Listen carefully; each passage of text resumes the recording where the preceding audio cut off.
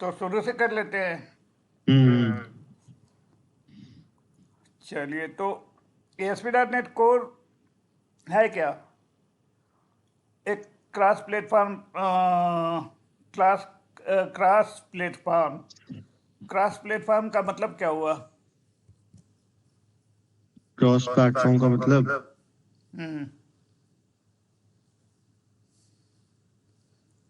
Cross platform का मतलब जो मैक पर भी चले, विंडोज अच्छा। पर भी चले और ओके ओके लिनक्स पर भी चले। हाँ, ओके। क्रॉस प्लेटफॉर्म का मतलब यही हुआ ना, yes sir. Windows operating system पर चले और लिनक्स पे चले। हम्म।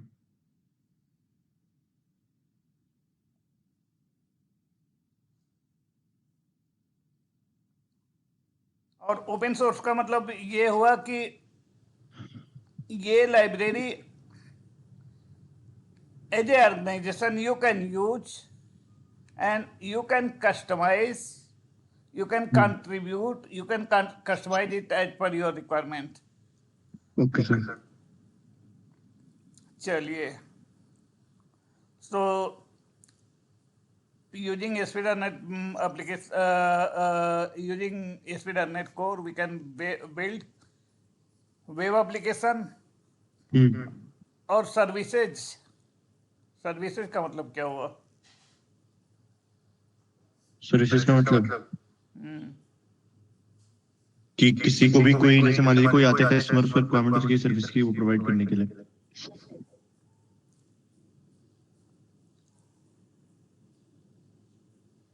नहीं, सर्विसेज का मतलब होता है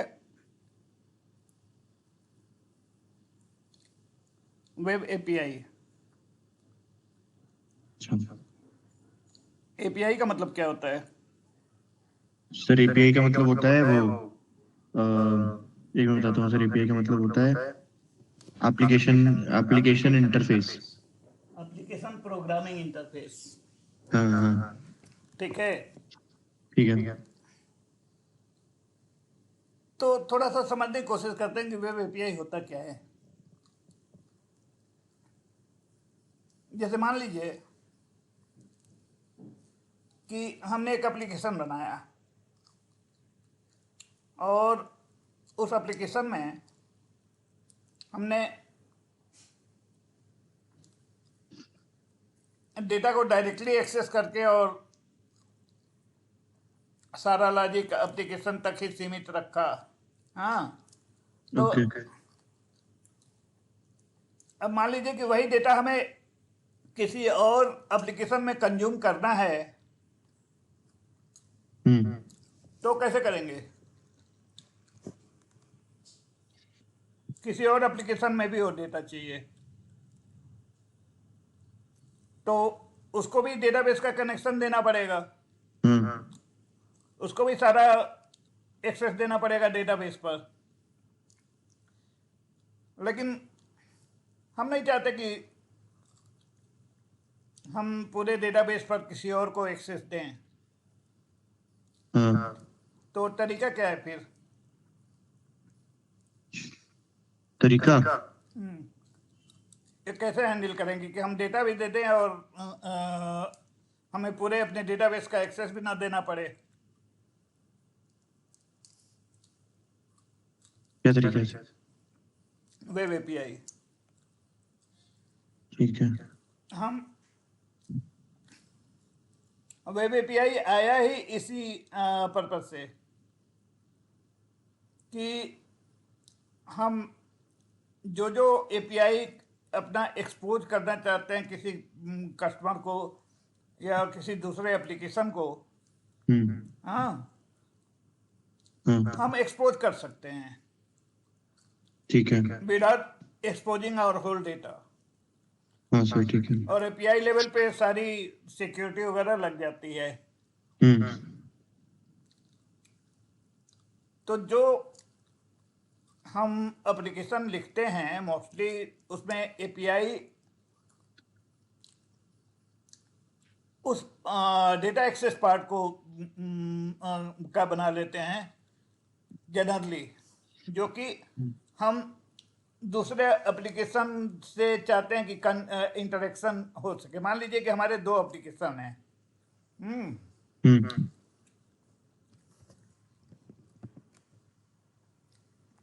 और दोनों एप्लीकेशन चाहते हैं, हम्म हमारे दो एप्लीकेशन है यहाँ पर, हमने ये एप्लीकेशन बनाया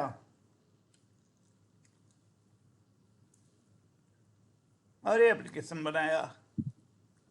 हम्म ये एप्लीकेशन कुछ इस एप्लीकेशन का डेटा कंज्यूम कर रहा है और ये एप्लीकेशन भी कुछ डेटा इस एप्लीकेशन से कंज्यूम कर रहा है। तो दोनों के हम्म, बीच इंटरेक्शन जरूरी है। हाँ ठीक है। तो अगर हम सिंपल एप्लीकेशन बनाते हैं तो ये हम्म कम्युनिकेशन नहीं हो पाएगा, ना ही डेटा पर हमारा कोई कंट्रोल रहेगा। ठीक है। तो इस सिचुएशन को हैंडल करने के लिए हम वेब एपीआई बनाते हैं और वेब एपीआई को अपने एप्लीकेशन में कंज्यूम कर लेते हैं। तो हमारे लिए तो हो ही गया, लेकिन हमारे डेटा को कोई और भी एक्सेस करना चाहता है ना, तो उसको सिक्योरिटी वगैरह प्रोवाइड करके उसको भी एक्सेस दे देते हैं। ठीक आई है। Hope this is making sense. So application wide interaction, across the application interaction possible हो जाता है वेब एपीआई बनाने से। इसीलिए आजकल मोस्टली एप्लीकेशन जो बनाते हैं ना स्टैंडर्ड, हम्म। उसमें वेब एपीआई जरूर बनाते हैं। एपीआई अच्छा। बेस बनाते हैं, ना कि सीधा डेटा को कंज्यूम करते हैं। ठीक है। ठीक है। और मोबाइल बैकएंड, ये क्या होता है? मोबाइल की एपीआई बनाने के, मोबाइल जब हम चलाते हैं तो कुछ डेटा कंज्यूम करता है। वो डेटा हम हाँ कहाँ रखते हैं? डेटाबेस में रखते हैं। तो मोबाइल को डेटा कैसे मिलता है? एपीआई के थ्रू, है कि नहीं? हाँ सर। तो जितने भी हम मॉडर्न एप्लीकेशन बनाते हैं वो वेब एपीआई के थ्रू ही बनाते हैं। और माइक्रो सर्विसेज का हम थोड़ा सा कॉन्सेप्ट बताएंगे कि माइक्रो सर्विसेज होता क्या है। सुना है माइक्रो सर्विस? नहीं सर, माइक्रो सर्विस नहीं पता। अच्छा, चलिए हम बताएंगे आपको। हम्म तो integration with modern client side framework. हम्म तो एक क्लाइंट साइड फ्रेमवर्क क्या होता है, अभी हमने बताया। मॉडर्न क्लाइंट साइड फ्रेमवर्क, ये क्या मतलब क्या जो होता है? जो क्लाइंट के पास जो चीजें हो रही हैं वो। क्लाइंट साइड पे जो हो रहा है, जो ब्राउजर में हो रहा है, इसमें क्या आ जाएगा? एंगुलर, हम्म नाम सुना होगा। हाँ सर, एंगुलर सुना है नाम। रिएक्ट,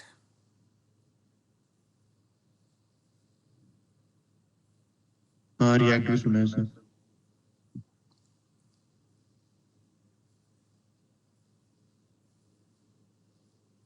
व्यू,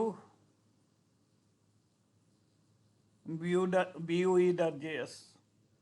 ये तीन जो फ्रेमवर्क है ना, बहुत पॉपुलर हैं, सबसे ज़्यादा पॉपुलर हैं। मोस्टली एप्लीकेशन इन्हीं में से किसी एक को सेलेक्ट करके बनता है। ठीक है। हम्म अच्छा, तो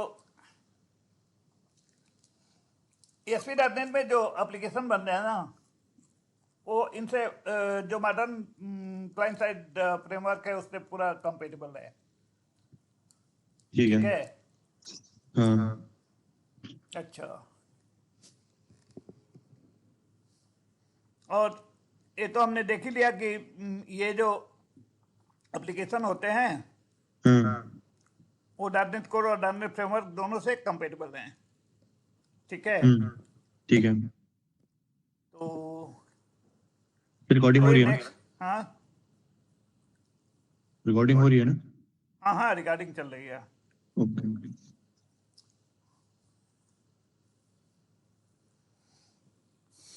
अच्छा, तो ASP.NET एक मैच्योर फ्रेमवर्क है। 2002 में एसपी डॉट नेट जो डॉट नेट फ्रेमवर्क है वो लॉन्च हुआ था, and provide the services needed to build enterprise class service based and web service based web application on Windows। तो ASP.NET कोर की बात कर रहे हैं। कोर क्रॉस प्लेटफॉर्म नहीं होता था। कोर क्या अच्छा, होता कोर था? Single .NET platform, framework cross platform नहीं होता था। वो विंडोज के किस लिए पर होता था रन बस। करता था? केवल विंडोज पे रन करता था। हम्म लेकिन कोर कब हम्म रिलीज हुआ? 2016 में हम्म उसका पहला वर्जन रिलीज हुआ, और हम्म ये कंप्लीटली क्रॉस प्लेटफॉर्म है, and this is suitable for building modern cloud based application on Windows, Mac and अब देख रहे हैं, अब ये तीनों पर आ गया, देख रहे हैं? हाँ सर, अब सब पे आगे क्रॉस प्लेटफॉर्म हो गया अब। क्रॉस प्लेटफॉर्म हो गया। तो जो हम्म अब मोस्टली जो .NET फ्रेमवर्क है ना, उस पे काम नहीं होता है। काम किस पे होता है? .NET कोर पे काम होता है।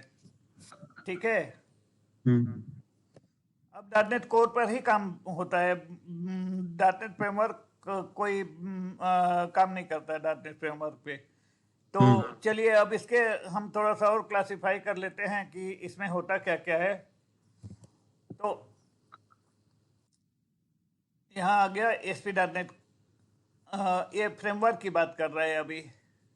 हम्म हाँ, हाँ तो इसको दो पार्ट्स में डिवाइड कर दिया। हाँ पहला तो जो वेब एप्लीकेशन बनाते हैं, हम्म और जो दूसरा सर्विसेज बनाते हैं। दूसरा पार्ट केवल सर्विसेज बनाना, सर्विस का यूजर इंटरफेस नहीं होता है, आपको पता है ना। हाँ जो सर्विस बनाते हैं वो केवल डेटा देता है या लेता है, उसका यूजर इंटरफेस कुछ होता ही नहीं है। जबकि जो वेब फॉर्म बनाते हैं, वेब पेजेस बनाते हैं और एमबीसी एप्लीकेशन बनाते हैं, उनका यूजर इंटरफेस होता है, वो दिखता है, यूजर उस पर क्लिक करता है, वो सारा काम करता है, एक्शन लेता है। ठीक है, ठीक है, हाँ चलिए। तो इन फ्रेमवर्क से वेब फॉर्म, वेब पेजेज और एमबीसी से तो हमारी साइट बनती हैं, और वेब एपीआई और सिग्नल आर से क्या बनाते हैं? हम सर्विसेज बनाते हैं। हम्म ठीक है, ठीक है, चलिए तो हम आगे बढ़ते हैं। ऐसे ही ASP.NET कोर आ गया। तो ASP.NET कोर में आप देख रहे हैं वेब पेजेज तो है, हाँ वेब पेजेज है, लेकिन वेब फॉर्म नहीं है।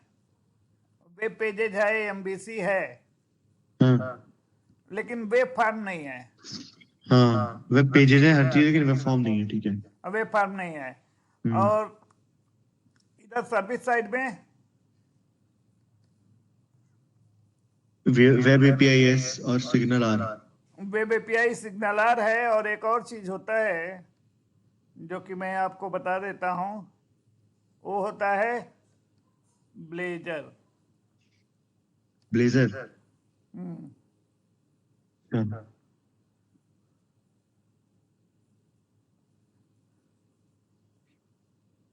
ब्लेजर का नाम सुना है आपने? नहीं सर। तो ब्लेजर का थोड़ा सा आइडिया दे देंगे, ठीक है। जिससे कि कहीं भी जाएं तो आपको बिल्कुल ये ना लगे कि अरे नहीं, ये तो एक दो एप्लीकेशन हल्का फुल्का बना लेंगे तो ठीक है। इससे आपको आइडिया लग जाएगा हम्म कि होता क्या है और कैसे इस पर काम करेंगे। हाँ, ठीक है सर। चलिए तो ये हमें क्लियर हो गया कि ASP.NET कोड में वेब फॉर्म नहीं होता है, वेब पेजेज होता है और एमबीसी होता है। इन दो तरीकों से वेब एप्लीकेशन बनता है। वेब एप्लीकेशन का मतलब ये साइट बनते हैं। हाँ, यस सर, ओके। और इससे सर्विसेज बन जाते हैं। और सर्विसेज में ब्लेजर जो है ना, ब्लेजर से यूआई भी बन जाता है और सर्विसेज भी बन जाते हैं। ठीक है। तो ब्लेजर अगर इन दोनों को मिला दिया जाए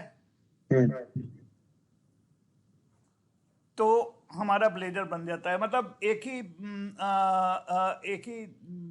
एप्लीकेशन में यूआई भी बन जाता है, सर्विसेज भी बन जाते हैं। तो चलिए हम ब्लेजर का भी थोड़ा देखेंगे, लेकिन अभी तो फिलहाल हम ये देख रहे हैं कि web pages, MBC, web API और सिग्नल आर होते क्या हैं। हाँ सर, ठीक है। अच्छा,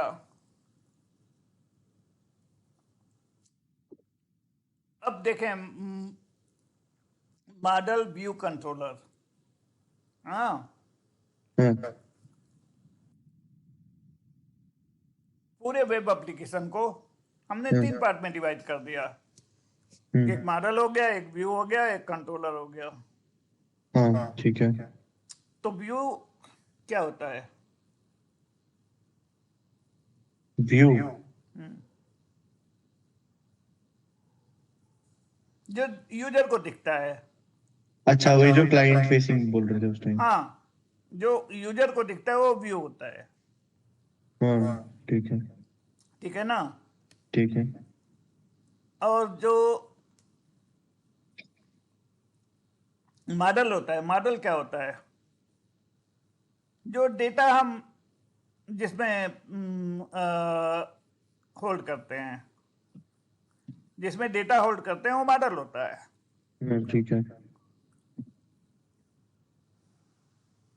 तो व्यू और मॉडल में कोई कंफ्यूजन? नहीं सर। तो अब आ जाते हैं कंट्रोलर पे। हम्म, कंट्रोलर क्या करता है?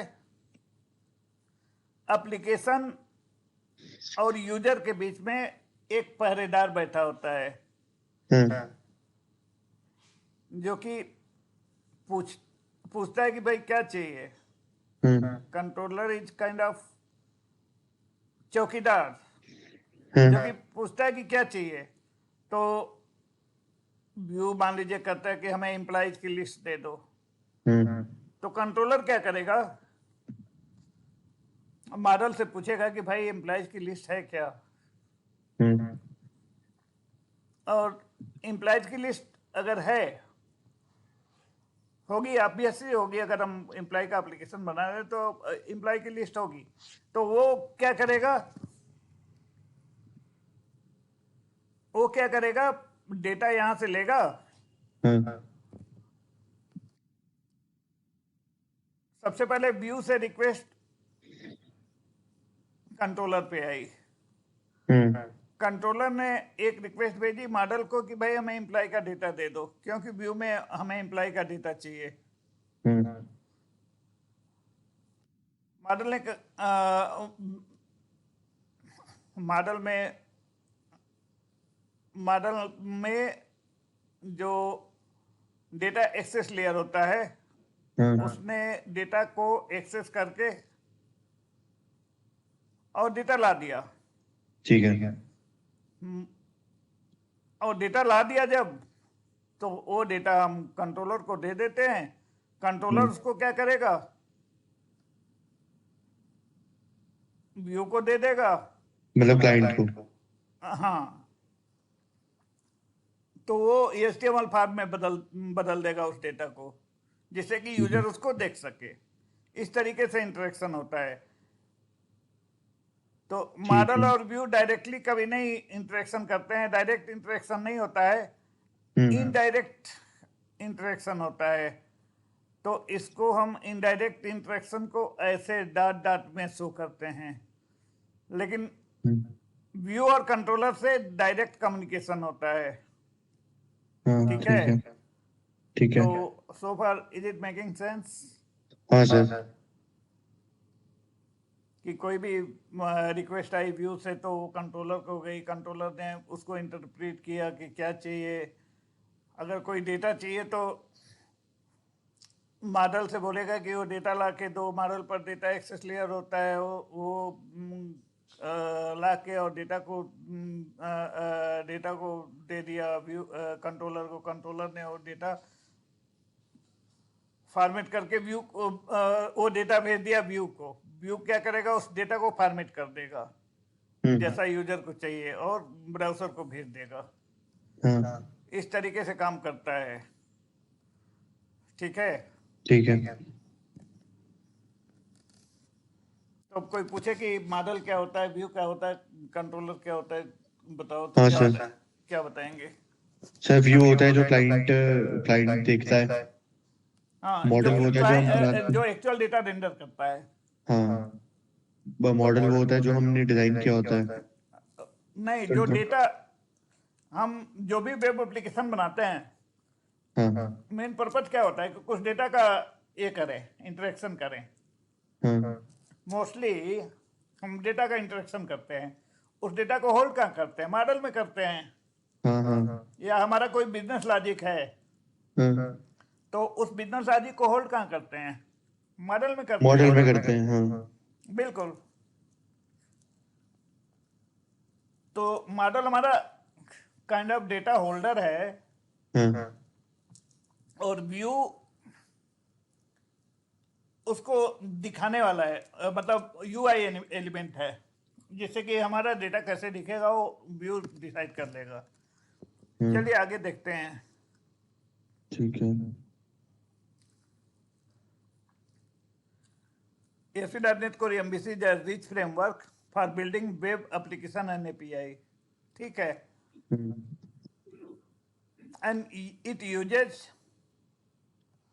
model view controller design pattern. ये भी हमने देख लिया कि ये model view controller design pattern use करता है। बहुत लाइट वेट होता है, ओपन सोर्स होता है और हाईली टेस्टेबल होता है। इसमें जो एप्लीकेशन बनाते हैं ना, वो बहुत ज़्यादा टेस्टेबल बनते हैं, मतलब उनकी टेस्टिंग बहुत इजीली कर सकते हैं। हम टेस्टिंग फ्रेमवर्क भी पढ़ेंगे तो उनकी टेस्टिंग बड़े इजीली कर सकते हैं। ठीक है। And optimized for use with the ASP.NET Core. Provide pattern-based way to build dynamic website. ठीक है। तो ये हो गया हमारा ASP.NET Core। ठीक है सर। अब इसके फीचर्स देखते हैं कि फीचर्स क्या क्या होते हैं। हाँ तो ये जो भी URL बनाता है ना, हाँ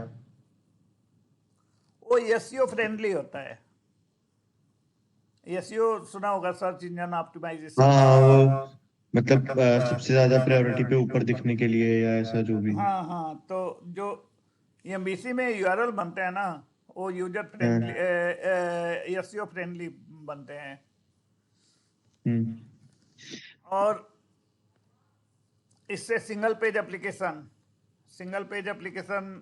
अभी मैंने बताया ना हाँ सर। कि ये हमारा क्लाइंट है, ब्राउज़र, और ये हमारा सर्वर है।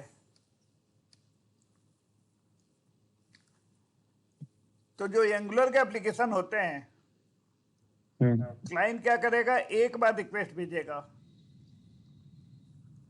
और जो यहाँ एंगुलर का एप्लीकेशन होगा वो क्या करेगा, उसका पूरा पैकेट, जो एप्लीकेशन का पूरा लॉजिक है ना, वो डंप कर देगा क्लाइंट ब्राउज़र पे। ठीक है। तो इसके पास क्लाइंट ब्राउज़र पे पूरा UI आ गया। अब इसको चाहिए क्या, सिर्फ डेटा चाहिए। तो अब यहाँ API का यूज कर करके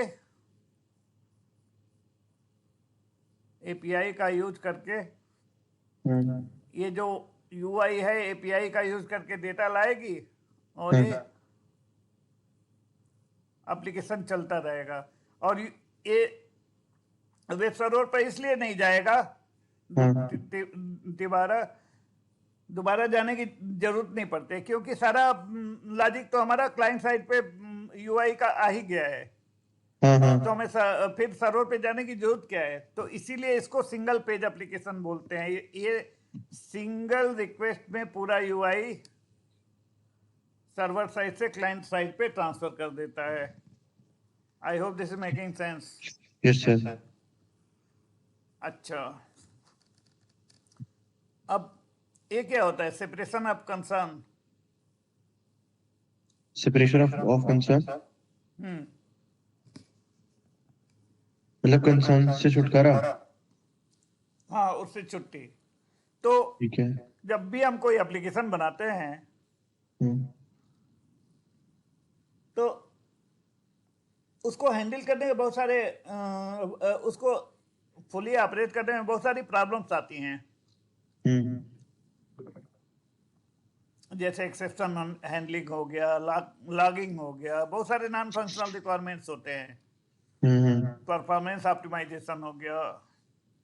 हम्म तो उनको हम कंसर्न्स बोलते हैं। ठीक है। और जब ये लॉजिक हम कहीं मेन लॉजिक से सेपरेट कर दें तो हम्म उसको बोलते हैं सेपरेशन ऑफ कंसर्न्स। तो लॉगिंग हो गया, एक्सेप्शन हैंडलिंग हो गया, एक ग्लोबल लेवल पर सारा काम होता है। ठीक है। तो ये बिल्कुल अलग हो जाते हैं मेन एप्लीकेशन से। ये जैसे ऑथेंटिकेशन हो गया, ऑथेंटिकेशन भी एक सिक्योरिटी भी एक कंसर्न है, राइट, हाँ हमारे सर। एप्लीकेशन का। तो हम्म ऑथेंटिकेशन वगैरह का सारा काम बिल्कुल अलग हो जाता है, वो मेन एप्लीकेशन लॉजिक से अलग ही रखते हैं। तो ये हम्म जितने भी हमारे कंसर्न्स हैं वो सारे सेपरेट हो जाते हैं मेन एप्लीकेशन से। ठीक है। अब रेस्ट क्या होता है?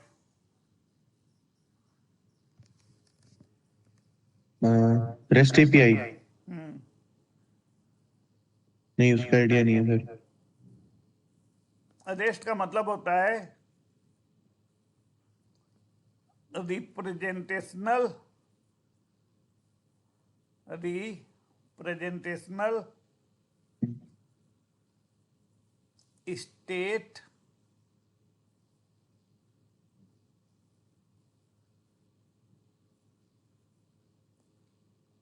ट्रांसफर। जो जो कैपिटल है उसको ले लिया। ठीक है।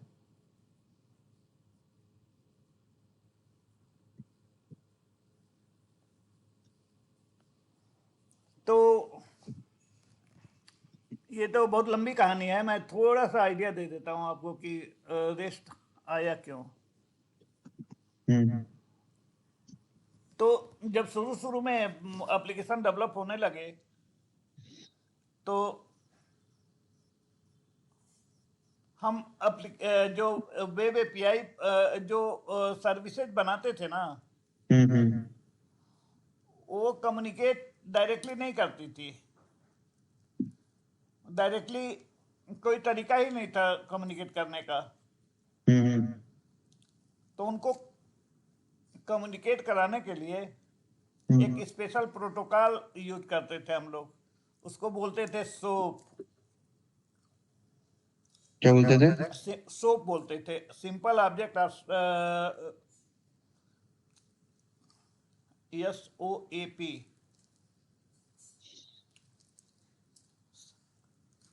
Simple object architecture protocol. एक मिनट हम देख ही लेते हैं। हम्म जो भी पहले हमारी सर्विसेज बनती थी वो सोप बेस्ड होती थी। ठीक है।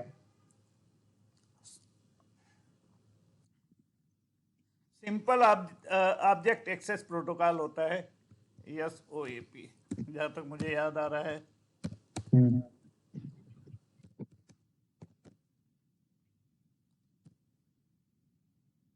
Simple object access protocol.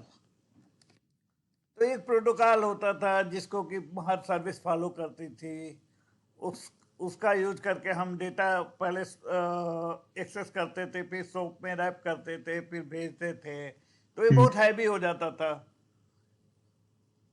ये मतलब उतना एफिशिएंट तरीका नहीं था डेटा ट्रांसफर का, डेटा कम्युनिकेट करने का। ठीक है। लेकिन उस समय यही था तो इसी से काम चलाते थे। हम्म। और इसमें एक और चीज आता था, कैसे? WSDL। ये तो सुना है थोड़ा WSDL बहुत। वेब सर्विस डिस्क्रिप्शन लैंग्वेज, हमारे सर्विस में क्या क्या है वो इसका एक WSDL पूरा बना देता था, web service description language, WSDL। हाँ, हम्म। तो ये बहुत पुराना तरीका था जब हम सर्विसेज डेवलप करते थे और उसको WSDL के थ्रू इंस्टेंस क्रिएट करते थे और सोप में मैसेज डेटा ट्रांसफर कर देते थे। तो इससे सर्विसेज बहुत हैवी हो जाती थी। हम्म। तो जो साइंटिस्ट थे वो सोचे हम्म। कि भाई हम कर क्या रहे हैं, हम यही तो कर रहे हैं कि डेटा को ट्रांसफर कर रहे हैं। हाँ। तो जो भी हमारा वेब सर्वर था हम्म।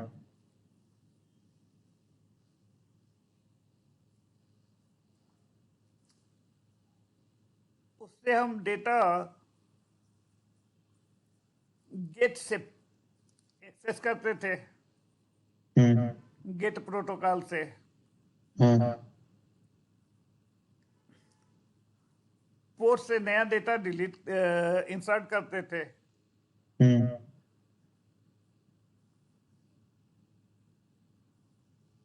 पुट से अपडेट करते थे। हाँ। और डिलीट से डेटा डिलीट हो जाता था। वेब सर्वर पर कोई भी रिसोर्स हो, हम्म। डी से हम वेब सर्वर का कोई भी रिसोर्स डिलीट कर पाते थे डिलीट रिक्वेस्ट से। इसको ठीक हम है। HTTP वर्ब बोलते हैं। तो जो हमारे साइंटिस्ट थे सोचे कि भाई हम यही काम तो डेटाबेस पर भी करेंगे, जो हम एक रिक्वेस्ट के साथ करते हैं, रिसोर्स के साथ करते हैं, वही काम तो हम डेटाबेस के साथ भी करते हैं। डेटा एक्सेस करते हैं, नया डेटा ऐड करते हैं, अपडेट करते हैं और डिलीट करते हैं। हम्म। ऑलमोस्ट सिमिलर काम ही हम डेटाबेस एप्लीकेशन लेवल पर भी करते हैं। तो क्यों ना हम डेटाबेस को भी एक रिसोर्स की तरह ट्रीट करें। डेटाबेस को भी, डेटाबेस में टेबल है वो भी एक रिसोर्स हो गई, टेबल में एक रो है वो भी एक रिसोर्स हो गई, एक कॉलम है वो भी एक रिसोर्स हो गया। सब हर चीज को रिसोर्स की तरह ट्रीट करना शुरू कर दें तो उससे क्या होगा कि हमें डेटा को इतना सोप वगैरह में रैप करने की जरूरत नहीं पड़ेगी। हमारा डायरेक्टली हम सिक्योरिटी चेक करें और अगर एलिजिबल है बंदा एक्सेस करने को तो वो उसको एक्सेस दे दो। इतना सब WSDL और सब करने की जरूरत क्या है। तो रेस्ट जो है ना, जो वेब सर्वर का HTTP कर्नल है, उसी का कॉन्सेप्ट फॉलो करके और डेटा लाने का एक प्रिंसिपल बन गया, बहुत पॉपुलर हुआ। और आज के डेट में 99% जो ट्रांसफर होता है ना डेटा, हमारा रेस्ट के थ्रू होता है। मतलब सारा डेटा हमारा ट्रांसफर आज के डेट में मैक्सिमम डेटा ट्रांसफर HTTP के थ्रू, रेस्ट प्रोटोकॉल के थ्रू हो जाता है। तो रेस्ट एक प्रोटोकॉल भी नहीं है, एक आर्किटेक्चर पैटर्न है जिसके थ्रू हम वेब के ऊपर कोई भी रिसोर्स है उसका representation we can access at the client side.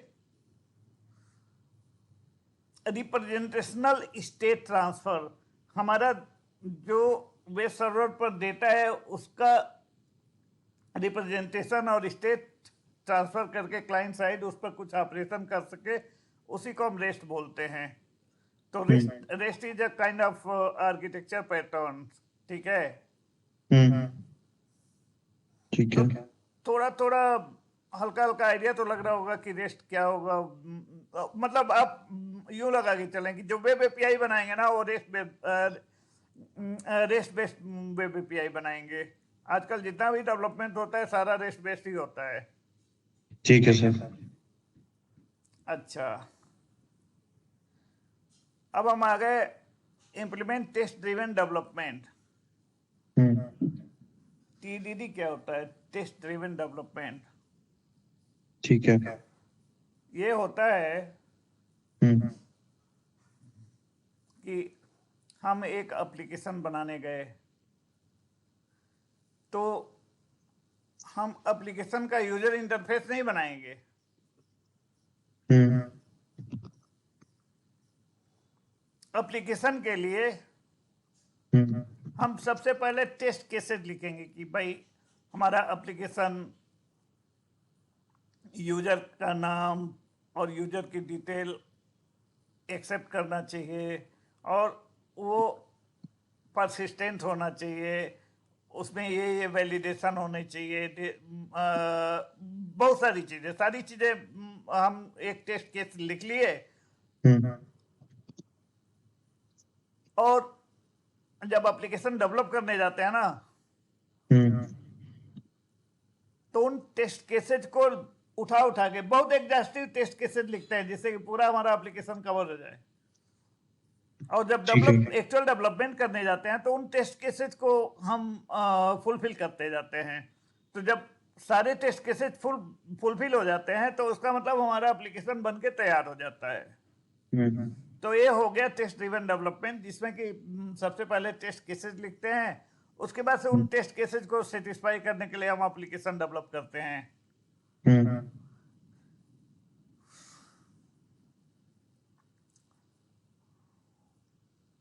अच्छा, achieve high quality architecture design, optimizing developer work and convention over configuration। हम्म, तो कन्वेंशन क्या होता है और कॉन्फ़िगरेशन क्या होता है,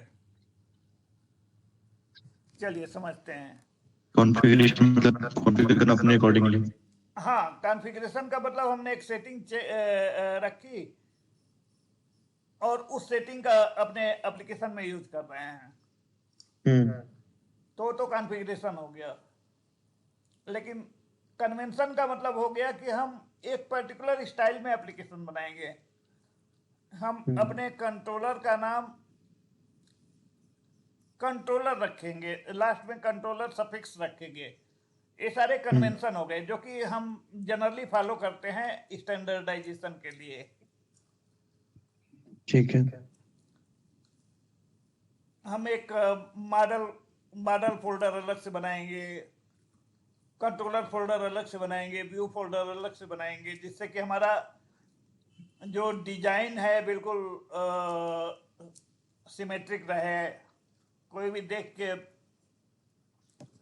ये आइडिया लगा ले कि हम क्या एप्लीकेशन लिखे हैं, तो उसको कन्वेंशन बोलते हैं।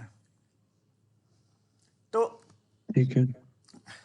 इसमें कन्वेंशन को ज़्यादा फॉलो किया जाता है, कॉन्फ़िगरेशन को उतना नहीं फॉलो किया जाता है, क्योंकि ठीक है। कॉन्फ़िगरेशन तो कोई चेंज भी कर सकता है, लेकिन कन्वेंशन तो एक अगर कर दिए तो वो सबको फॉलो करना ही है। ठीक है। तो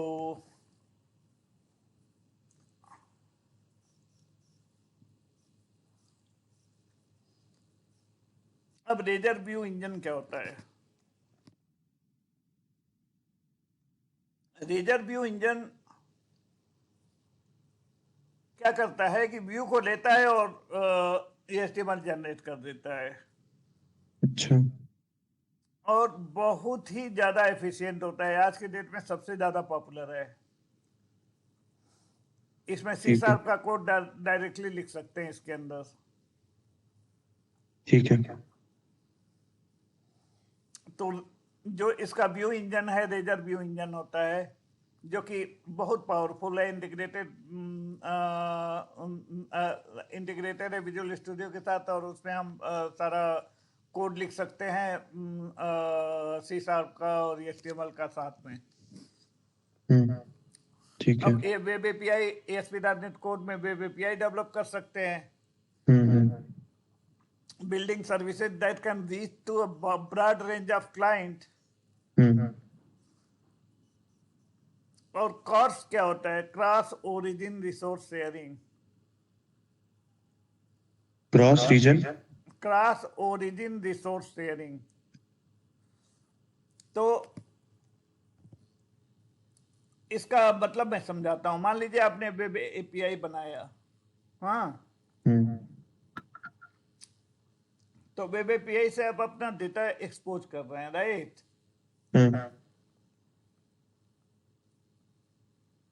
तो मान लीजिए कि हम भी हमें अब पता है कि आप वेब एपीआई बना रहे हैं, तो अगर आप अपना वेब एपीआई का डेटा अनरिस्ट्रिक्टेड रखेंगे तो हम भी उसको एक्सेस कर सकते हैं, हम आपके डेटा का मिसयूज भी कर सकते हैं।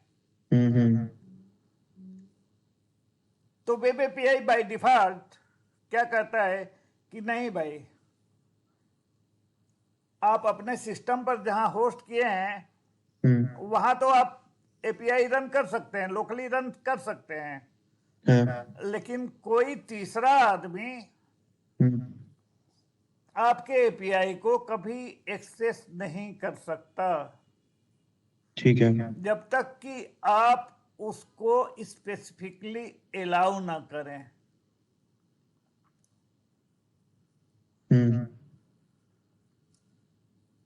ये वेब एपीआई क्या कहता है कि भाई आपका क्रॉस ओरिजिन कोई एक्सेस हो ही नहीं, रिसोर्स शेयरिंग हो ही नहीं सकता जब तक कि आप उसको अलाउ नहीं करेंगे। तो आप मान लीजिए आपने एक वेब एपीआई बनाया, तो अगर मैं आपका वेब एपीआई यूज करना चाहता हूं, तो जब तक आप अपने वेब एपीआई को बोलेंगे ही नहीं कि हाँ अटल से कोई भी रिक्वेस्ट आए तो उसको सर्व करना है, तब तक मैं आपके वेब एपीआई को एक्सेस कर ही नहीं सकता। आपको अपने वेब एपीआई में बताना पड़ेगा कि if any request is coming from user called Atal, then you need to serve that API। आप अपने वेब एपीआई को बताएंगे तभी हम आपके वेब एपीआई को एक्सेस कर पाएंगे। ठीक है। तो एक सिक्योरिटी हो गया कि नहीं? हाँ सर। चलिए,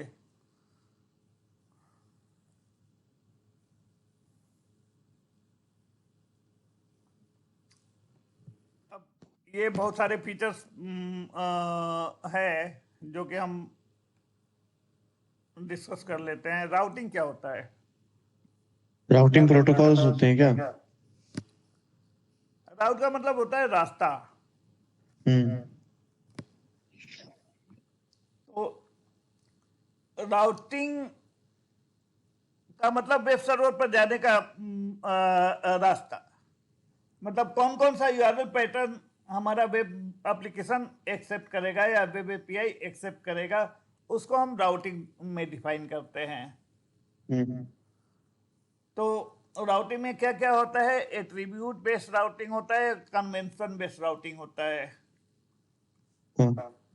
इसको हम डिटेल में बाद में कवर करेंगे, अब अभी आपको जस्ट एक आइडिया दे रहे हैं कि राउटिंग में एट्रीब्यूट बेस्ड राउटिंग होता है और कन्वेंशन बेस्ड राउटिंग होता है। एट्रीब्यूट बेस्ड राउटिंग हो गया, कन्वेंशन बेस्ड राउटिंग हो गया। तो कन्वेंशन बेस्ड राउटिंग तो हम अपने मेन एप्लीकेशन में ही डिफाइन करते हैं कि भाई ये हमारा होम पेज आ गया, यूजर आ गया, ये सारा डिफाइन कर देते हैं अपने एप्लीकेशन के स्टार्टअप पे। लेकिन एट्रीब्यूट बेस्ड राउटिंग हम कंट्रोलर पे डिफाइन करते हैं। लड़के वाली खड़ी है। ठीक है, ठीक है। कंट्रोलर पे हम एट्रीब्यूट बेस्ड राउटिंग डिफाइन करते हैं। तो ठीक है ये सर। हम थोड़ा और डिटेल में पढ़ेंगे बाद में। अभी ठीक है सर। इतना ही आप समझ लीजिए कि एट्रीब्यूट बेस्ड राउटिंग और कन्वेंशन बेस्ड राउटिंग, और ये इंटरव्यू में पूछते ही पूछते हैं। तो ये हम थोड़ा ज़्यादा बढ़िया से पढ़ेंगे, जिससे कि हम ये क्वेश्चन तो 100% कर ही ले। ठीक है सर। अच्छा, मॉडल बाइंडिंग और मॉडल वैलिडेशन, ये क्या होता है? मॉडल बाइंडिंग का मतलब होता है कि मान लीजिए हमारा कोई डेटा या डेटाबेस से, हाँ और यूआई पर तो सारे कंट्रोल्स होते हैं। हाँ तो कंट्रोल्स में डेटा कैसे जाएगा, हमें स्पेसिफिकली लिखना पड़ेगा। वो तो बहुत भारी हो जाएगा, हाँ भारी हो जाएगा ना। हमें तो ऐसा चाहिए कि हम मॉडल को मॉडल से डेटा दे दिए, कंट्रोल अपने आप हमारा फ्रेमवर्क ऑटोमेटिकली उस डेटा को करस्पॉन्डिंग कंट्रोल में बाइंड कर ले। हाँ और मॉडल वैलिडेशन भी तो हमें चाहिए। हम ऐसा थोड़े ना कि कुछ भी कचरा डेटा अपने एप्लीकेशन में इकट्ठा करते रहेंगे। हाँ सर। मॉडल को वैलिडेट भी तो करना पड़ेगा। तो ये सारे फीचर्स हमारा ASP.NET ऑटोमेटिकली प्रोवाइड करता है, इसको हम कवर करेंगे। लेकिन ये हमें बिल्ट इन प्रोवाइडेड है। अब आ गया हमारा डिपेंडेंसी इंजेक्शन। ये क्या होता है? ये नहीं पता सर। जितनी भी सर्विसेज होती हैं, जितनी भी सर्विसेज होती हैं, मतलब जितनी हमारे एप्लीकेशन की डिपेंडेंसी है, जिन जिन सर्विसेज पे हमारा एप्लीकेशन डिपेंडेंट है, उनको हम डायनेमिकली इंजेक्ट कर लेते हैं अपने एप्लीकेशन में। डिपेंडेंसी इंजेक्शन का मतलब all the dependent services we include in our application so that we can perform that action. अभी थोड़ा बहुत हवा नहीं लग रही होगी, लेकिन आप यूं लगा के चलें कि एक एप्लीकेशन में लॉगिंग का काम है, डेटाबेस हैंडलिंग का काम है, ऑथेंटिकेशन का काम है। ये सारे हमारे डिपेंडेंट सर्विसेज हैं जिस पर कि हमारा एप्लीकेशन चलता है। तो वो सारी सर्विसेज हम बना बना के और अपने एप्लीकेशन में इंजेक्ट कर लेते हैं, जिससे कि हम उन सर्विसेज का यूज करके अपने एप्लीकेशन को बिल्ड कर सकें। तो उसको हम बोलते हैं डिपेंडेंसी इंजेक्शन। ठीक है।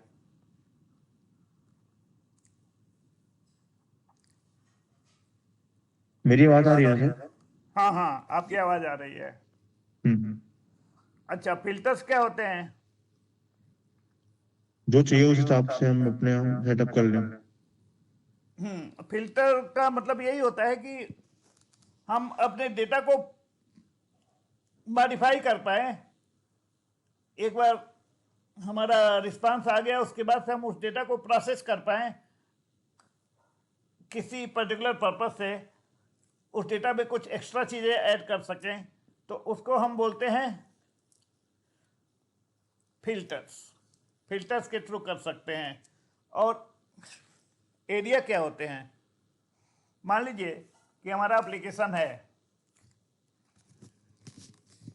हमारे कंपनी में HR डिपार्टमेंट है, सेल्स डिपार्टमेंट है, सिस्टम डिपार्टमेंट है, मार्केटिंग डिपार्टमेंट है। हम चाहते हैं कि ये सारे डिपार्टमेंट अलग अलग काम करें, ना कि सारे मिक्सअप होके काम करें। तो हम क्या किए, अपने एप्लीकेशन में 4 एरिया डिवाइड कर दिए, ये 4 अलग कर दिए। ये हम करके देखेंगे तो ज़्यादा क्लियर होगा। अभी आप बस ये लगा के चलें कि we are dividing the whole application into different areas. HR का अलग हो गया, सिस्टम का अलग हो गया, मार्केटिंग का अलग हो गया, सेल्स का अलग हो गया। हर एक डिपार्टमेंट का अलग अलग एरिया डिफाइन कर दिए। ठीक है।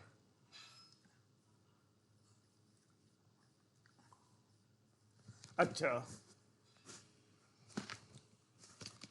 स्ट्रांगली टाइप व्यूज बोरिंग हो रहा है, अगर कहें तो नहीं प्रैक्टिकल नहीं कर सर, ले। नहीं नहीं, क्लियर है, समझ आ रहा है।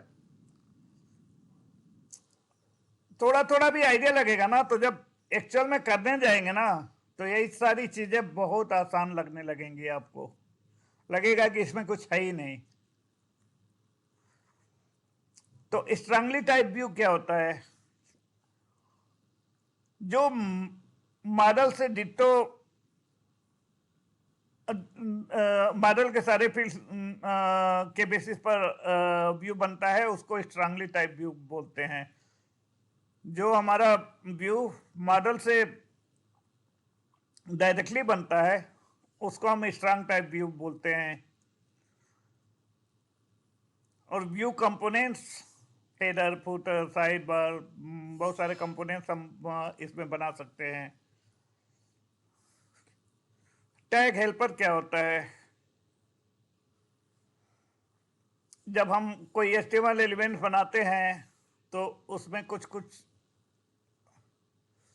एट्रीब्यूट डालते हैं, एलिमेंट्स डालते, एट्रीब्यूट डालते हैं, style is equal to something, जिसके बेसिस पे वो ये एलिमेंट का प्रॉपर्टी चेंज कर देता है। तो टैग हेल्पर के थ्रू यही सारा काम हम करते हैं कि उनके एट्रीब्यूट्स को चेंज कर देते हैं और उसके एट्रीब्यूट में कुछ वैल्यू डाल देते हैं, जिसको लेके कि उसकी प्रोसेसिंग करते हैं। तो टैग हेल्पर भी हम डाउन द लाइन पढ़ेंगे तो ज़्यादा बढ़िया से समझ में आएगा। ठीक है। हाँ सर। अच्छा,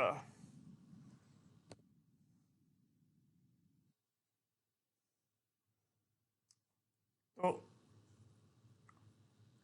कैसे सेटअप करेंगे ये सारा? अब हम ये सारा, ये तो समरी दे दिया कि भाई इजिली एक्सटेंसिबल है, हाईली टेस्टेबल है, वेल डिजाइंड है, ये समरी दे दिया।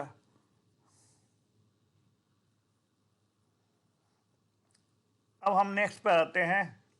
ये हमने क्लोज किया और इसको, वीडियो को यहीं रोक देते हैं, क्योंकि हमने काफ़ी कुछ कवर कर लिया। अब हम थोड़ा हाँ सर। प्रैक्टिकल पर आएंगे ना, तो चीज़ें ज़्यादा बढ़िया से देखेंगे। तो थोड़ा सा ब्रेक लेके और ब्रेक डिनर कर लेते हैं, और उसके बाद ओके से सर। फिर आज कवर करते हैं। मूड अच्छा लग रहा है नहीं? हाँ सर, हाँ करते हैं, ठीक है। तो थोड़ा इसी पर प्रैक्टिकल कर लेते हैं तो और ज़्यादा मज़ा आएगा। चलिए ओके ठीक है, सर। तो मिलते हैं फिर। मैं ओके सर। ब्रेक कर रहा हूँ अभी। Okay sir. Okay, thanks. Bye sir. Bye.